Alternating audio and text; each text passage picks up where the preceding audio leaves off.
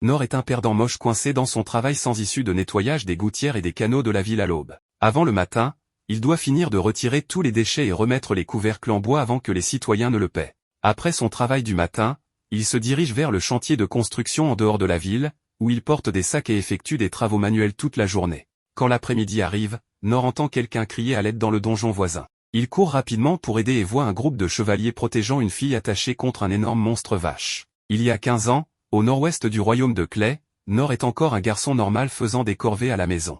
Il entretient le feu, fait bouillir de l'eau chaude et prépare du thé chaud pour sa mère malade. Ensuite, il doit aller au champ et s'occuper de leur troupeau de chèvres. Il promet à sa mère de ne pas aller au-delà du rocher qui borde leur terrain, et aussi de ramener un lapin sauvage pour le dîner. Avant de partir, sa mère essuie la suie sur le visage de Nord et s'excuse de lui être un fardeau. Tout ce qu'elle souhaite, c'est que Nord vive la vie qu'il veut. Plus tard cette nuit-là, Nord prépare leur soupe de lapin pour le dîner, mais quand il apporte un bol pour sa mère, elle est déjà décédée. Il enterre sa mère à côté de son père, et la vie de Nord vivant seul commence.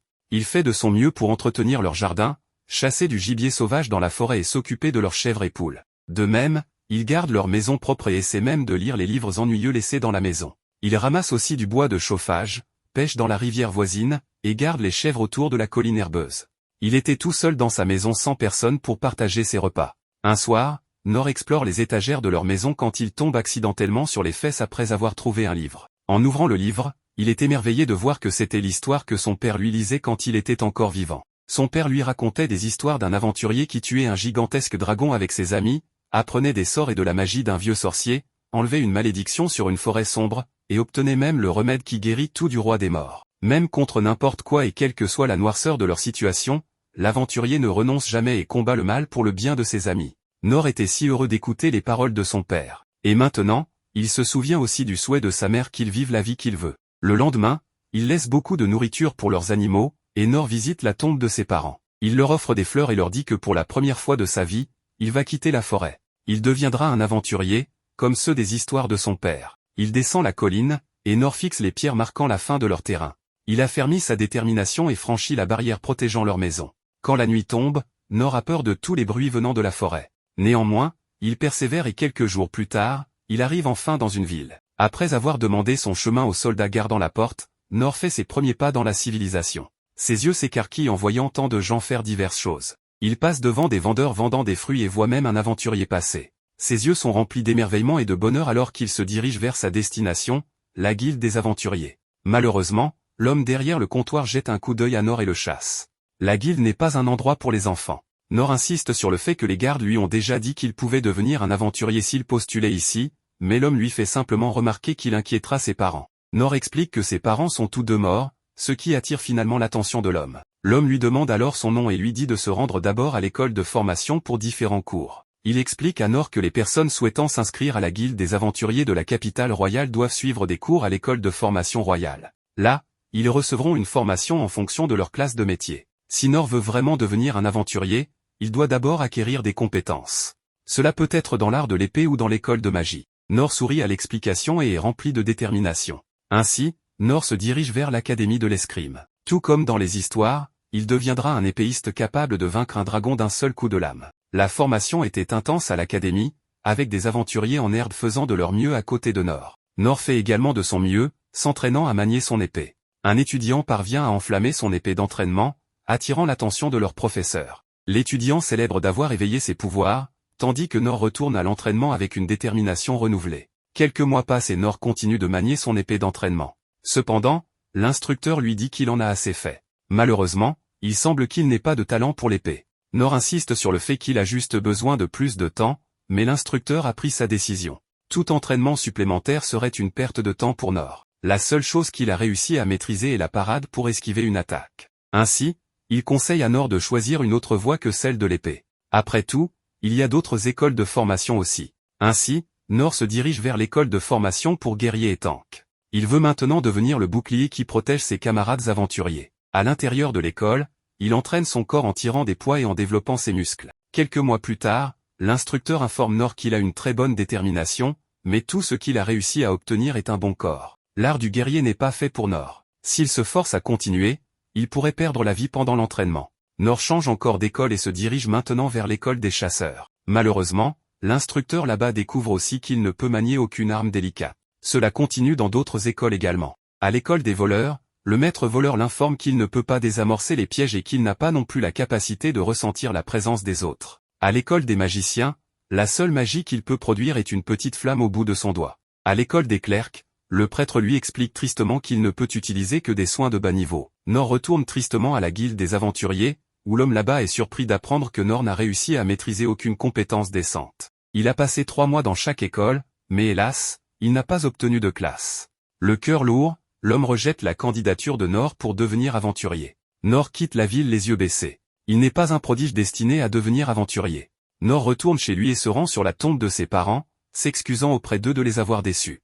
Il admet qu'il ne possède aucun talent, mais refuse toujours d'abandonner et décide de s'entraîner encore plus dur à partir de maintenant. En sculptant du bois, il crée une épée en bois pour lui-même et, comme ses instructeurs d'escrime le lui ont conseillé, il décide de pratiquer la seule compétence qu'il possède encore et encore, espérant qu'elle lui permettra de maîtriser une nouvelle compétence. Ne disposant ni de sac de sable ni de mannequin d'entraînement, ce garçon malchanceux commence à pratiquer sa compétence de parade avec des cordes et des bâtons. Il s'entraîne matin et soir pendant une année entière et la maîtrise au point qu'il devient capable de parer 10 épées en une seule respiration. Même après un an, Nor n'a toujours pas débloqué de nouvelles compétences. Mais il garde de grands espoirs car il devient de plus en plus habile à parer et continue à s'entraîner cette unique compétence pendant les 3 années suivantes. Il a beaucoup grandi après ce saut dans le temps, et ses mannequins d'entraînement ont également changé. Ils ont pris la forme de beaucoup plus grandes épées maintenant et semblent plus organisés. Nor peut même parer 100 épées en une seule respiration maintenant, mais ce qui n'a pas changé, c'est son maigre ensemble de compétences. Il se rend compte que si cela continue ainsi, il ne pourra jamais devenir un aventurier. Mais le rêve de devenir le plus grand aventurier le maintient en vie.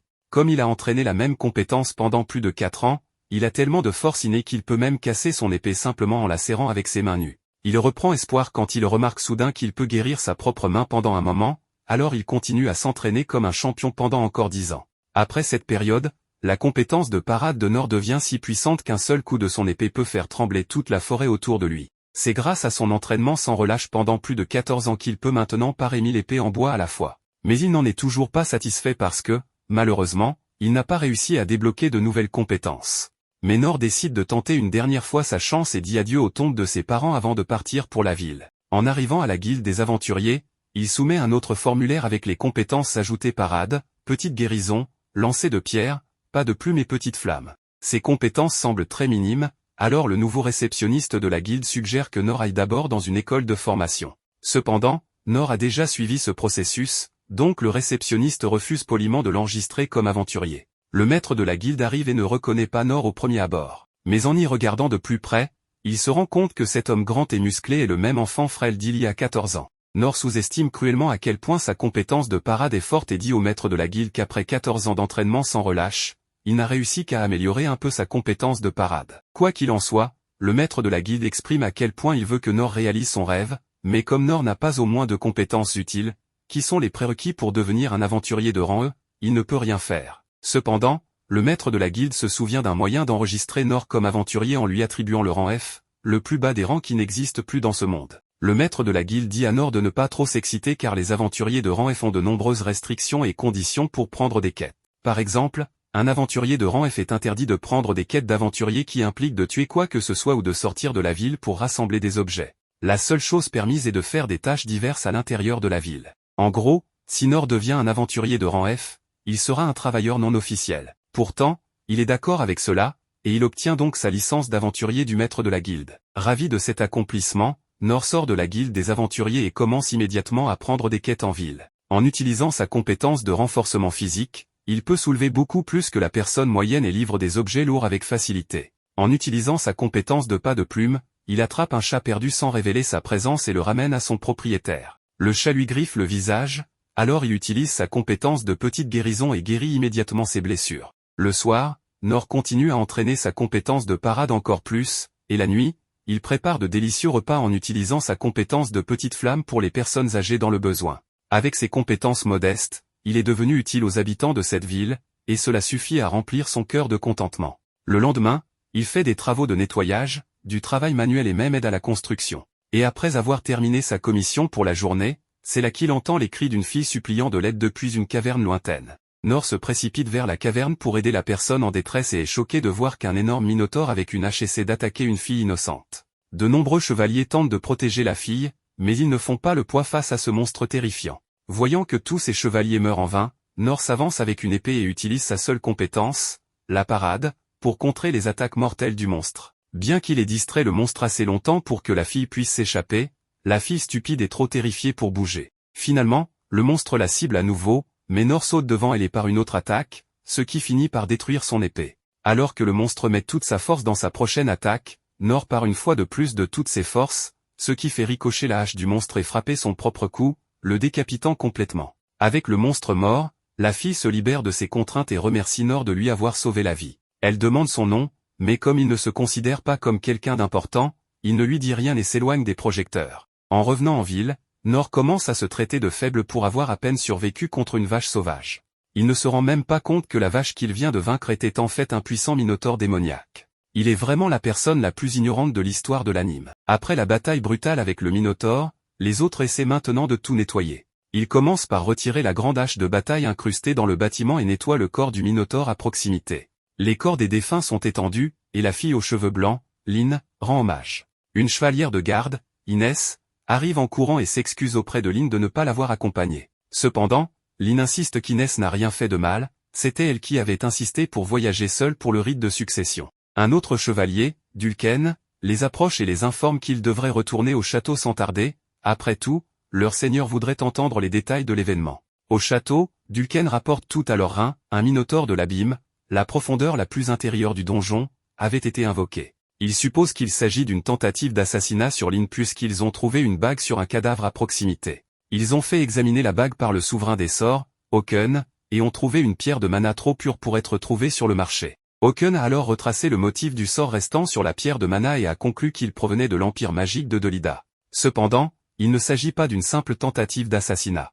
Ils ont également retenu la princesse et n'ont même pas caché les preuves, ce qui doit signifier que Dolida voulait déclencher une guerre. Leur rein suppose qu'il doit viser le donjon des perdus et les trésors qu'il contient. Quant au sauveur de Lynn, ils n'ont aucune information sur lui. Il a simplement tué le minotaure avec une épée simple puis a disparu comme un fantôme. Même leur groupe d'espions, la Compagnie de l'Ombre, n'a pas pu le suivre. Leur rein se demande qui pourrait bien être ce héros. Pendant ce temps, à la guilde, le maître de guilde est agréablement surpris de voir Nor. Nor se demande pourquoi, alors le maître de guilde explique comment un monstre est apparu à l'entrée du donjon et a causé beaucoup de chaos. Comme Nor travaillait sur le chantier de construction à proximité, le maître de guilde était inquiet quand Nor n'est pas venu après le travail. Nor admet qu'il est simplement rentré chez lui hier, car des gens suspects tentaient de le suivre. Quant à son apparence débraillée actuelle, il revient aussi de nettoyer les gouttières. Le maître de guilde est juste content que Nor n'ait pas croisé le monstre. Ils ont entendu dire que même des aventuriers de classe A mourraient probablement contre lui.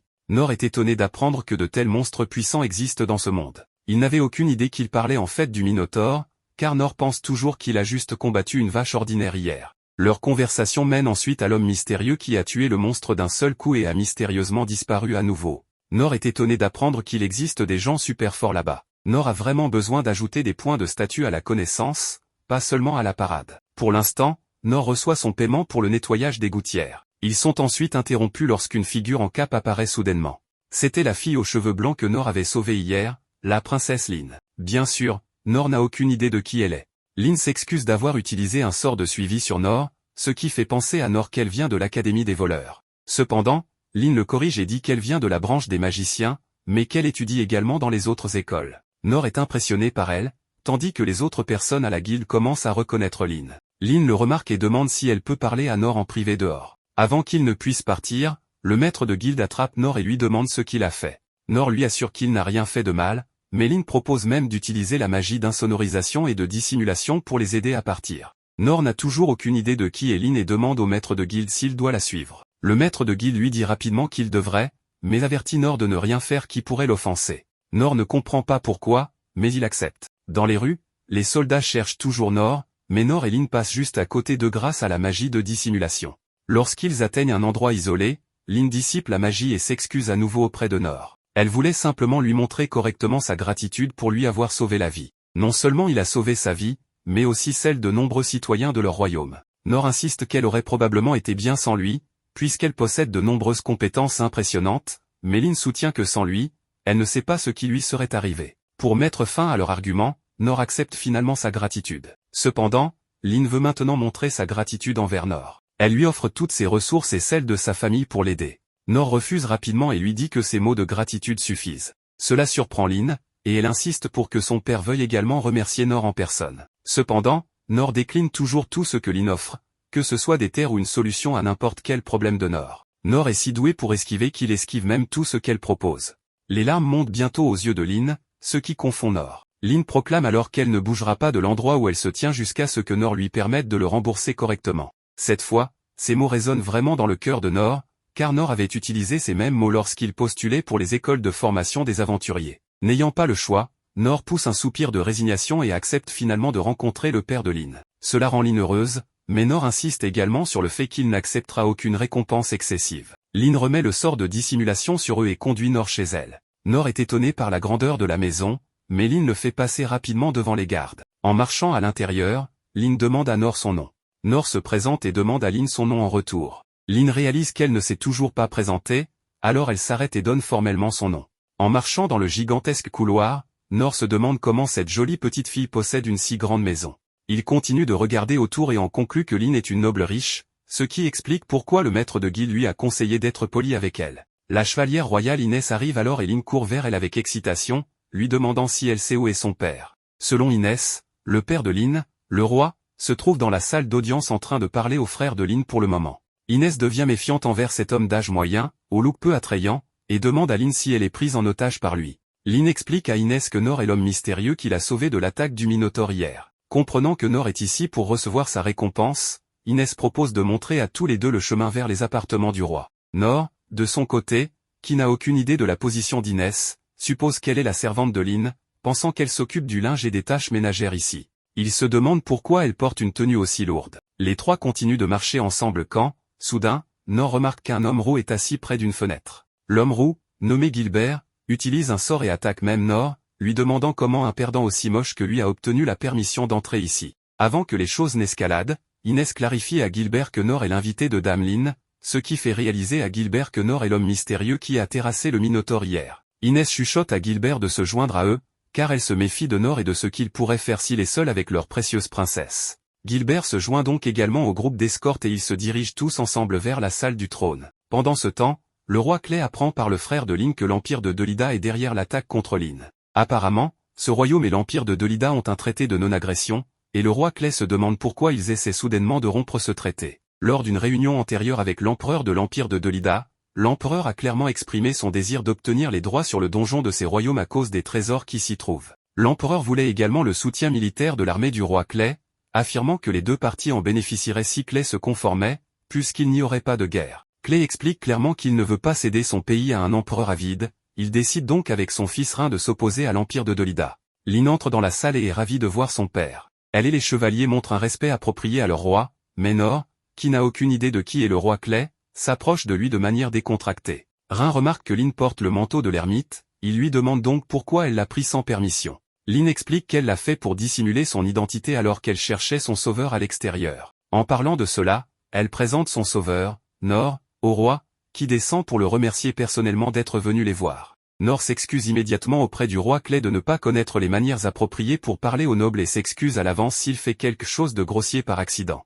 Son ton décontracté en parlant au roi de ce royaume fait rire Clay. En tout cas, le roi remercie encore une fois Nor d'avoir sauvé la vie de sa fille unique, ce qui rend Nor heureux car il peut maintenant partir et rentrer chez lui pour prendre une douche bien méritée, comme il peut sentir la puanteur de la gouttière émanant de son corps. Le roi ne pouvant pas laisser le héros qui a sauvé la vie de sa fille repartir les mains vides, dit donc à Nor d'avancer et lui demande toute récompense qui lui vient à l'esprit. Mais comme il l'a dit précédemment, Nor n'a aucun désir de richesse, de terre ou de pouvoir, car il est satisfait de tout ce qu'il a. Néanmoins, le roi persiste et il tente de le séduire en lui disant que ce royaume abrite le plus ancien donjon du monde et lui offre généreusement la moitié des trésors du donjon. Mais Nor rejette une fois de plus en déclarant qu'il n'a vraiment besoin d'aucune grande récompense et promet à Clay que ses paroles de gratitude sont suffisantes. Malgré tout, le roi ne veut pas que Nor parte les mains vides, alors il l'intéresse avec sa propre épée longue sombre personnelle. Maintenant, ce n'est rien de plus qu'une décoration, car Clay s'est retiré des batailles de première ligne, mais il croit toujours que c'est le meilleur que ce royaume a à offrir.